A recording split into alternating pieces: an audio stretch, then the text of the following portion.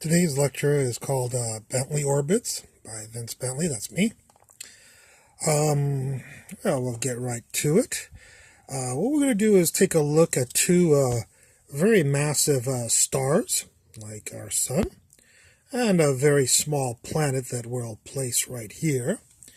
And what we're going to do is give that planet a velocity this way, and see what kind of path the planet takes around these two stars.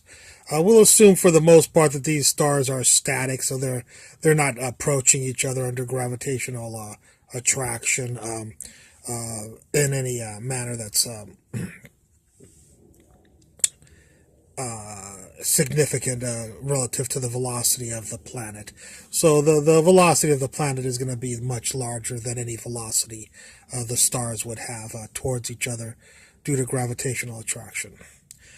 Okay, now if we wonder how the planet will behave around these two stars, one of the common answers, and not a Bentley orbit, but an orbit that's probably been around for hundreds of years, is to have the planet do basically a figure eight around the two stars here, and if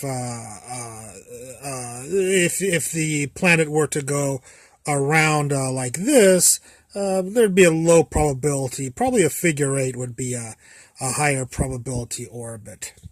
I wrote a program that simulated this gravitational attraction between two stars and a planet orbiting. And I got some orbits like this. This is not what I would call a Bentley orbit. It's not an original orbit of mine. But I did get an orbit that I had never seen before in celestial mechanics or theoretical mechanics or an astrophysics course. And that orbit looked like this. What happened was I gave, if you give the velocity a little bit of a higher velocity, it will form the figure eight. But as you start lowering the velocity of the planet doesn't quite go over to the other star quite as quickly. In fact, it'll be still attracted to this star, and what it will do is basically fall like this, come to this point, at which point both the stars will track the planet back this way. But because of its trajectory, it will actually fall like this. Not fall, but follow this path, this orbital path upward this way, and come here. And then at this point, of course, it's attracted to both of these stars, and it's pulled back down, and it basically oscillates between the two stars back and forth like this. And finally, as it gets closer and closer to this star, it will fall and go around and then come back around. It can do that two different ways. One way it can do that is to go around this star as it's coming up, or it can go around this star as it's coming down. So notice in this orbit, the planet is doing from this view, the planet is doing a counterclockwise orbit about this star, whereas this way, it's doing a clockwise orbit around this star. Once it completes that orbit about the star, it can continue to oscillate back and forth until it gets to this star, and when it gets to that star, it could either do a counterclockwise orbit about that star, or if it oscillates a certain way, it could bounce up and do a clockwise orbit about that star.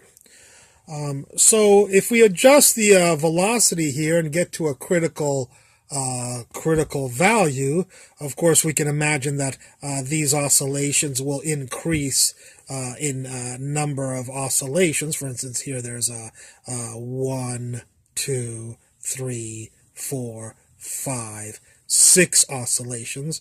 Well, if you decrease the velocity here, you can get 20 or 30 or perhaps even an infinite number of oscillations between that this planet would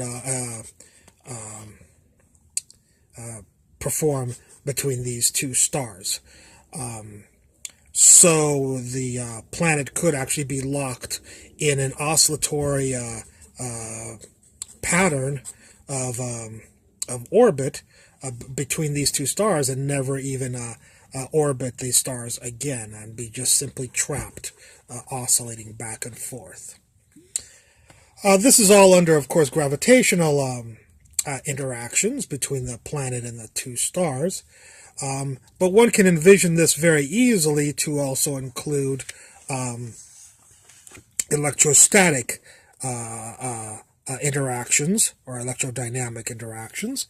And that would include two nuclei, positively charged, and an electron here. And the electron would fall if you give it a velocity towards the other positive charge as it was from here. The electron might fall and oscillate back and forth between the two positive nuclei, and then come around and either orbit and make a clockwise orbit about the other thing, the other nuclei, positively charged nuclei, or it could make it could oscillate and come this way and make a counterclockwise orbit about this positively charged nuclei. So whether we're talking about gravitational interactions or electrodynamic interactions, because both forces have an inverse square force law, their behavior should look the same. So we can imagine that electron might oscillate back and forth between two positive nuclei and never even orbit about those nuclei. Anyways, that is the end of this lecture. I hope you have enjoyed it, and I look forward to any comments you have concerning it. Thank you very much.